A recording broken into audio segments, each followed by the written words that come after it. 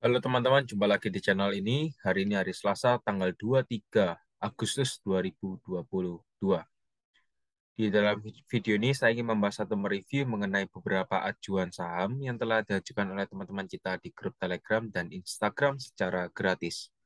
Ingat ya, disclaimer on tidak menyarankan untuk membeli dan menjual saham. Hasil analisa saya tetap perlu direvisi kembali.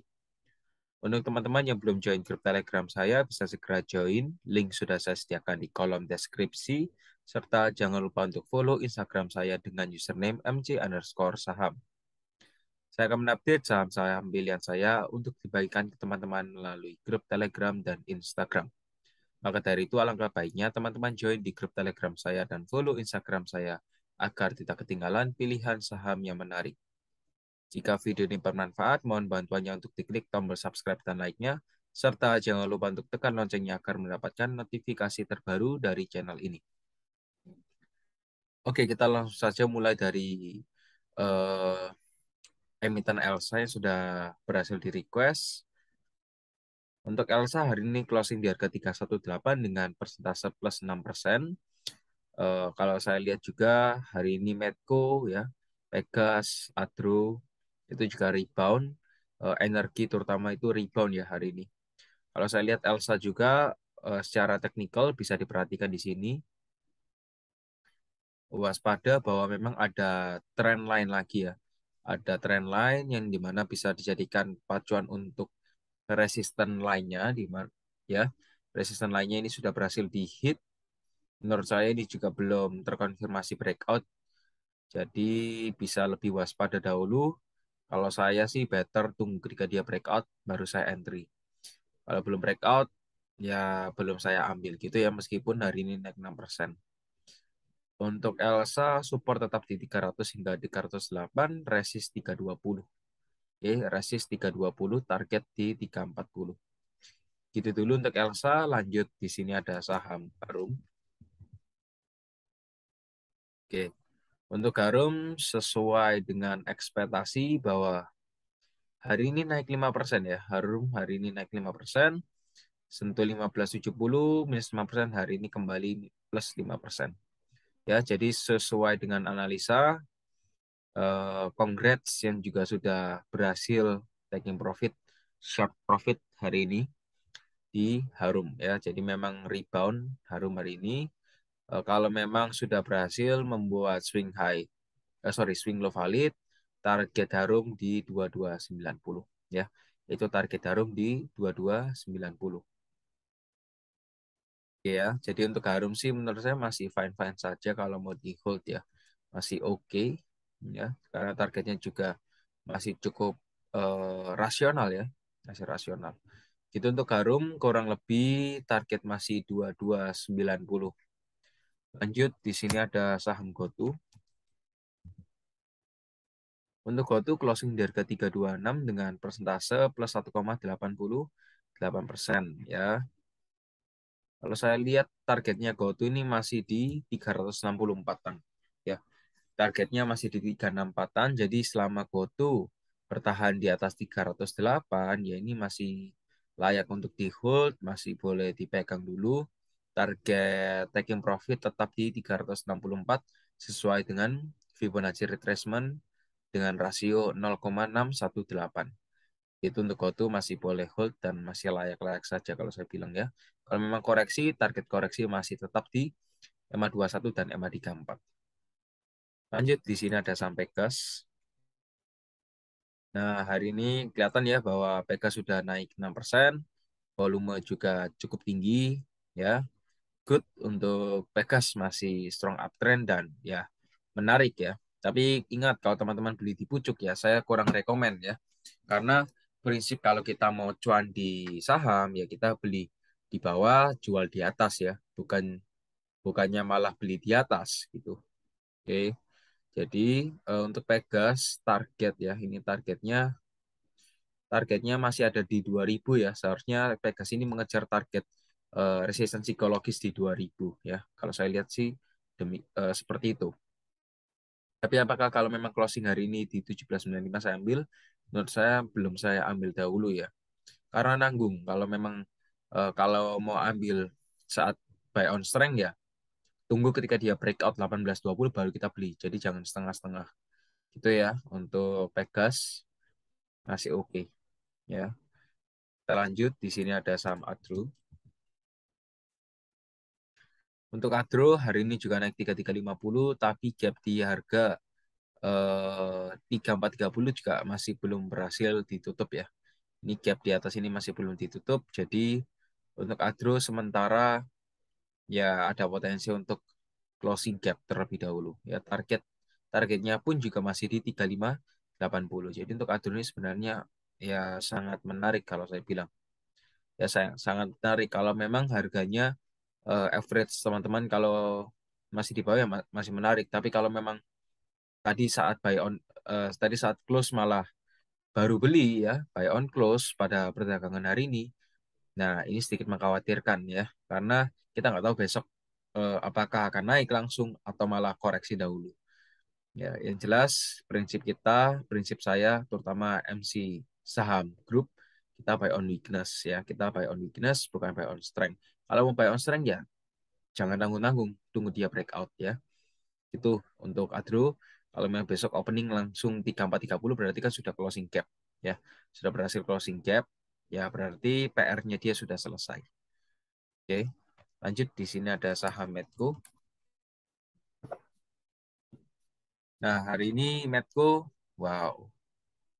Ya, keren ini. Medco ini keren. Saya nggak expect kalau memang closingnya sampai 735 ya. Bentar. Saya cek volumenya dulu 549. Ya, saya nggak sampai se-expect ini. Medco memang hari ini naiknya spektakuler sekali ya, sangat spektakuler. Sampai membuat gap, ini masih ada gap ya, gap ini soon harusnya ditutup ya. Soon harusnya ditutup. 625 hingga 665. Jadi ini menjadi PR dari Medco ya. Ini PR Medco. Terakhir saya lihat harganya masih 705, 710 dan yes, hari ini closing 735. Ini sudah berhasil breakout dari triangle-nya ya. Ini juga cukup tinggi nih. Kita lihat apakah hingga hari Jumat ini masih bisa bertahan untuk breakout dari garis hitam ini. Karena kalau memang by weekly chart sudah closing, hari Jumat closing, dan memang masih breakout ya, maka next week ada kemungkinan besar lanjut naik. Ya, ada kemungkinan besar lanjut naik. Oke, jadi untuk Medco bisa dianalisa kembali. Yang jelas dia rutin membuat higher low, di mana bagus ya. Lanjut, di sini ada saham Indi.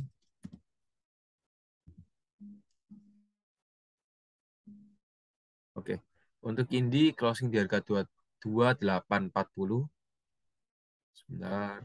2840 dengan persentase plus 3,65%. Nah, jadi ini juga sangat strong sekali kalau saya bilang ya. Setelah pembagian dividen memang terkoreksi minus 3%, tapi besoknya langsung dikembalikan plus 1% dan sempat naik juga. Jadi dividen ini kita dapatkan secara gratis tanpa menunggu waktu lama, dapat dari capital gain dan juga dividen ya. Jadi sangat strong sekali itu dorongan dari Indi. Tapi kalau memang disuruh entry, kalau kita memang ada pilihan untuk entry, dengan kondisi sekarang saya belum ambil dulu ya. Saya mungkin akan ambil di sekitaran 2600-an atau kalau dikasih 2500 ya akan saya ambil. Tapi dengan kondisi sekarang masih belum saya ambil ya, masih belum saya ambil atau kalau mau diambil pun ya kita terpaksa buy on breakout saja 2940. Itu untuk ini simple. Lanjut di sini ada saham AGI.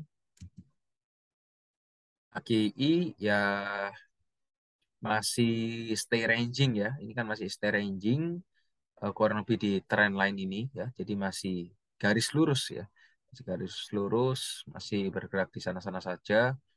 Apakah masih aman? Menurut saya masih aman. Harga masih uptrend, masih uptrend. Masih bertahan di atas sama 90.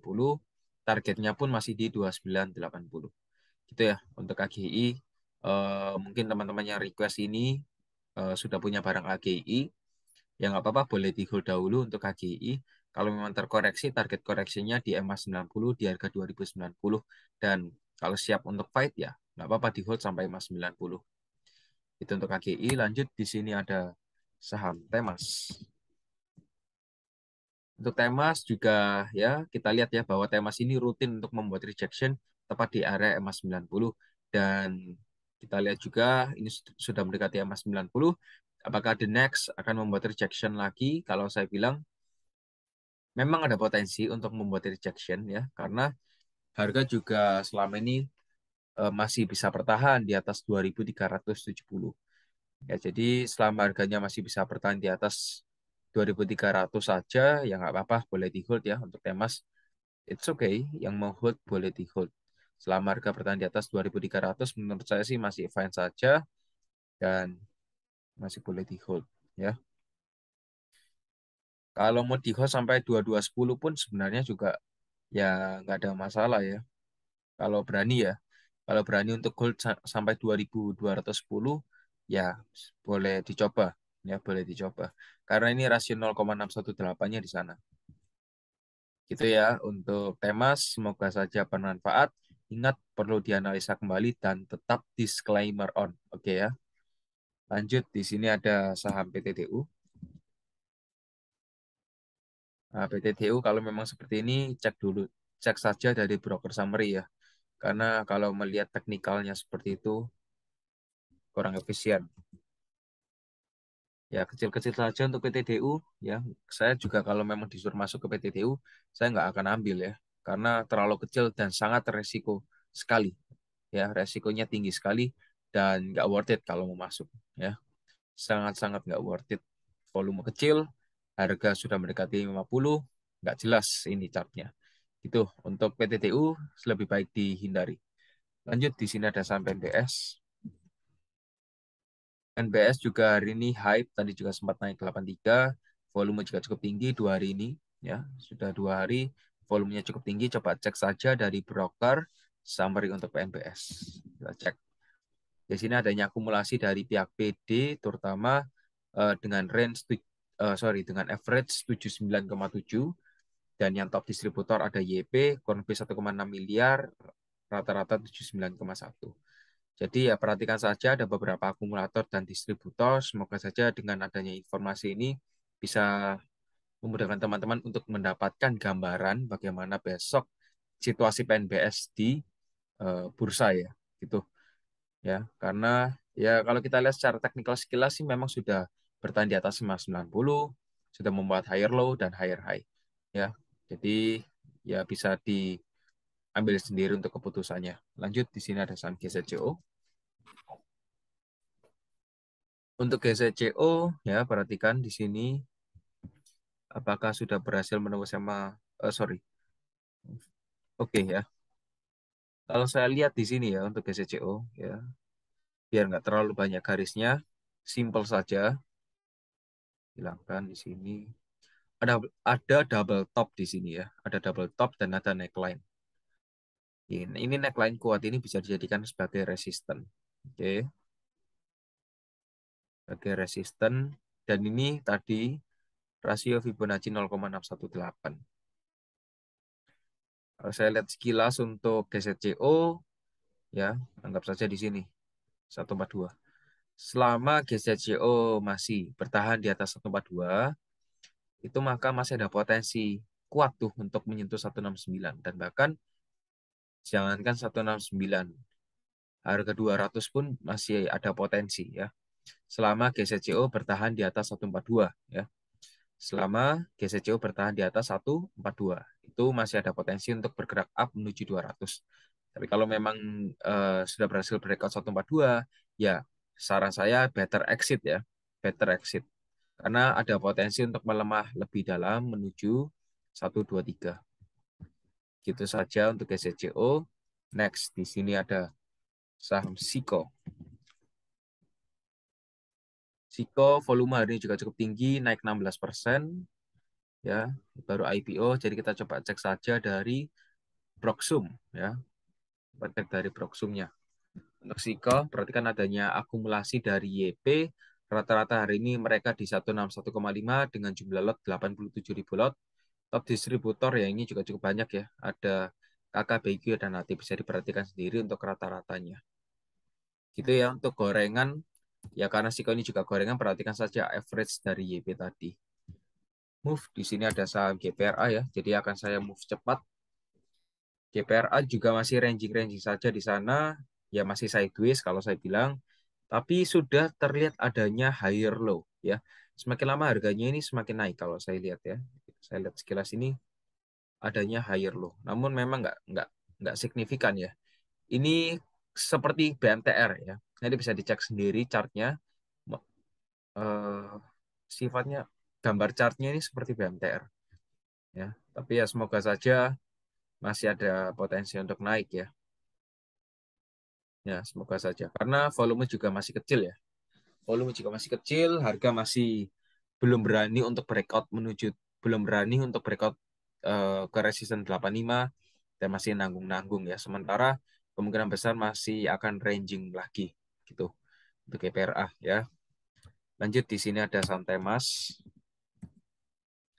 Untuk Temas tadi juga sudah dibahas ya kalau nggak salah ya. Temas sudah dibahas. Lanjut di sini ada saham Dild.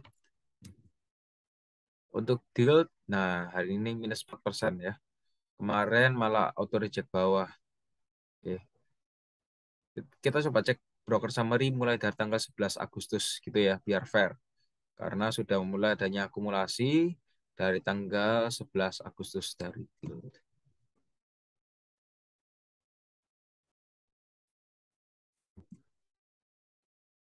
Ini XC, CCPD ini masih ada barang, kurang lebih 203, 205, dan 201 rata-ratanya. Dan masih ada distribusi dari ide dan aset ya. Itu dulu untuk Dild ya, secara broker summary bisa diperhatikan sendiri. Yang jelas masih ada barang nih dari XC, CC, dan PT. Dan juga ada AR ya tambahan di sini. Itu dulu untuk DILD. Lanjut di sini ada saham terakhir, ada saham MTEL. Oke, MTEL ternyata kembali lagi ke posisi sideways ya, kapan hari. Untuk MTEL saya jelaskan singkat saja ya. Ini sudah beberapa hari naik terus memang.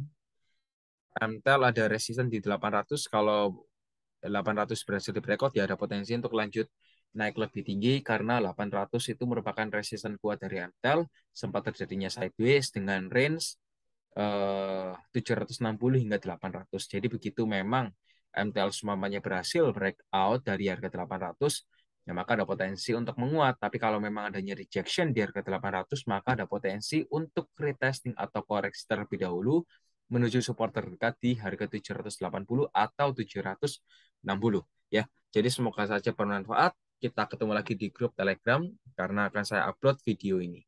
Goodbye.